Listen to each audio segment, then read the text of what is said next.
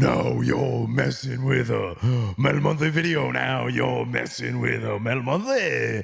Now you're getting new metal. Now you're getting no new metal. Howdy, banger pals. Blaine Smith here, bringing you another Metal Monthly, Banger's monthly look at what's coming out in metal releases. If you're new to the show, the way things work is I find you the 5 best underground metal albums every single month, and in return, you buy them, and then metal continues to be healthy and happy.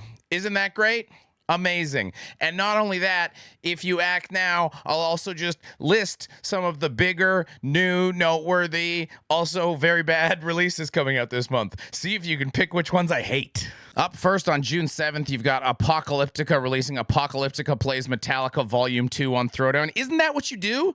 Shouldn't you tell us when you're not playing Metallica? Wouldn't that save some time? Bon Jovi is releasing Forever on Island, and Sect is releasing Plague Upon Plagues on Southern Lord. We love Sect. Definitely check them out. June 14th, if you want to feel June 14 again, 96 Bitter Beings are releasing Return to Hellview on Nuclear Blast. Cryptsummon, who I absolutely adore, are releasing The Stygian Rose on Dark Descent, and Ulcerate are releasing Cutting the Throat of God on Debut Morti. June 21st, you've got Alcest releasing Le Chant de l'Or on Nuclear Blast. Cavalera releasing Schizophrenia on Nuclear Blast, Kitty releasing Fire on Sumerian, and Kven releasing The Formless Fire on Metal Blade. That's another Metal Monthly alumni. June 28th, you got the Stabby Boys and 200 Stab Wounds releasing Manual Manic Procedures on Metal Blade. You've got the one and only Anvil releasing One and Only on AFM, and you've got Wraith releasing Fueled by Fear on Prosthetic. That's another Metal Monthly alumni. You see them on my hat all the time. Wraith are awesome boys, and they're touring with DK, so make sure you check out those tour dates. Maybe we could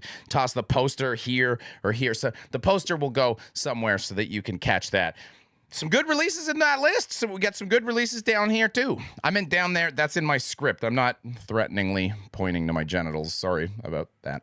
So without further ado, my number one pick for this month, the thing I'm most jazzed to talk to you about is Torturers' Lobby, yes, possessive and plural, Deadened Nerves on Caligari Records, coming out June 7th.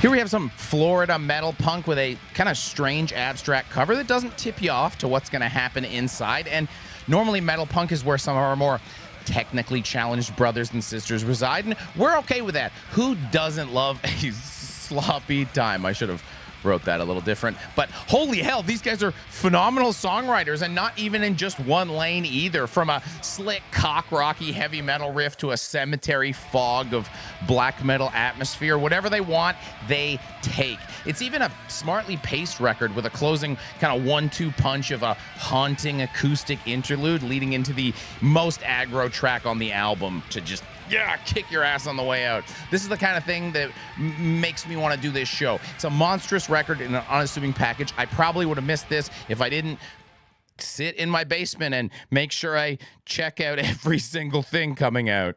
Up next, what could it be? Is it going to be a twist? Is it going to be a turn? What crazy genre? It's black metal. The next thing is black metal. Sear Bliss, Heavenly Down, Hammerheart Records, June 28th. But there's a twist. Somewhere between the death and feeling eyes, from the taste of his pen, no one will stand us play. There is together between you and me.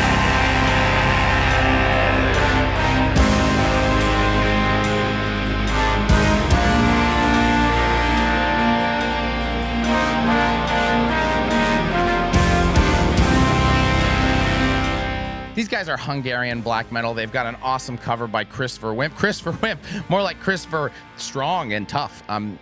Nothing says you're looking at metal quite like staring at a band lineup and going, what the hell are half these instruments? I didn't know what a baritone and a euphonium was, though that is in the past, and Zoltan is just hitting the old trombone on this album. Yes, it's an atmospheric black metal band with a full-time trombone player. Exclusively trades a trombone. He's a professional trombone player, and now trombone normally comes off a little... No, make it stop. Yeah, God, it burns.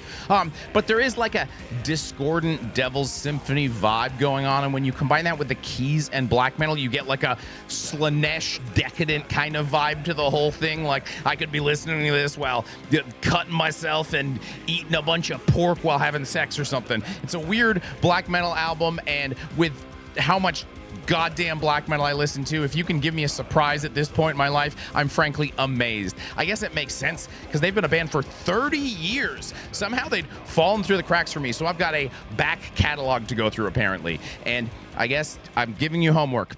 Check that out, unless you already knew them, and then tell me I'm a poser. But maybe up next is the twist. Is it me putting a death metal band here a twist? Trog are releasing Horrors Beyond, but it's independent. Yay! There's a twist. June 28th.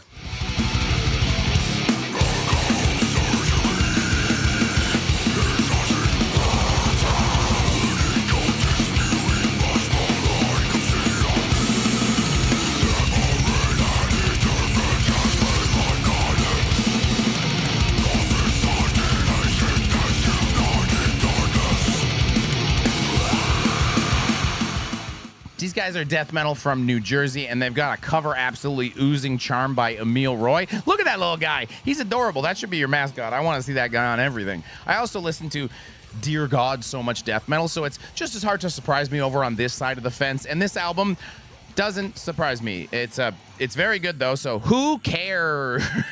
It does have some pretty wacky bass to help it stand out. It's doing a bit of a groove thing, and though I hate groove metal, I do enjoy a groovy metal, man. There's also a twist in the last track countering the more kind of traditional old school death metal vibe of the rest of the record, because the previous 6 tracks are doing that kind of thing, but the last track is like a 9-minute old school death metal band trying their hand at modern metal, and it actually works really well and was kind of the last thing that gave the record that nudge to kind of stand out amongst the other death metal coming out this month and plop right in here. Okay, I think by now you can probably guess there's not going to be a twist. I'm just going to do the thing where I bring you the best of all the genres I like. Except now there's a twist. Boom. Next album, it's not a metal album. What? Groin, Paid in Flesh, No Time Records, June 14th.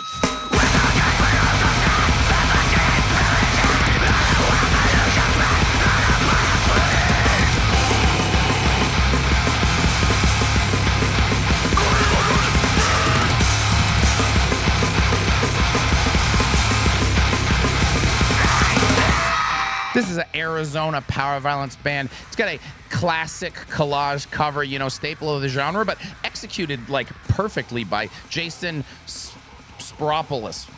So I guess technically this isn't metal, but as we know, I don't care. I do whatever the hell I want, and power violence is my favorite of the like grind subgenres. I find it usually manages to create the chaos of grind, but avoid the frequent grating annoyance realm that grind can sometimes step into. This is a comically 20 tracks under 20-minute records, so clearly it knows when to hold them and knows when to fold them. Play me some music, get out in 19 minutes, bada bing, bada boom. It also might be making history as the very first power violence record to not be 50% audio samples. This is like just music. Wow. Yeah. So this band is a power violence band. They're a pure power violence band, which means they're not on Metallum. So Blaine, how did you come across them? Well, I didn't. One of the band members came across my stream and said, hey, I'm releasing an album. It's not on Metal Archives, but I think you'd like it. Can I play it for you? And I said yes. And we played it. And I went, wow, this is great. Let me put it in Metal Monthly. So if you're in a band, and whether you're on Metal Archives or not, you can stop by my stream, which happens every Sunday, 4 p.m. Eastern Time. I research this video, and you can be like, hey, my record's coming out. Could you give it a listen? And I will. I love you and I appreciate you, and I'll do that for you. And since I just did you a favor, if you could do me a quick favor and just head on over to the Patreon campaign, toss a couple bucks in there, and then we can keep making this content, and I don't have to advertise Russian war games here. Unless, do you guys want some tanks? I guess I could give you some tanks if you need some tanks. Thus we come to our palette cleanse of the month, and oh gosh, the boys are back in town. Dying Victims Productions presents, yay, Lucifer's Hammer, Be and Exist, coming out June 14th.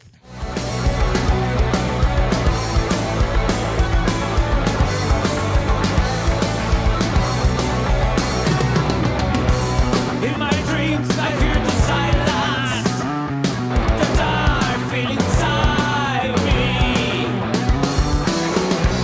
Horrifying visions appears in my mind. I just want to escape this my dream. Real nightmares, time goes round and round.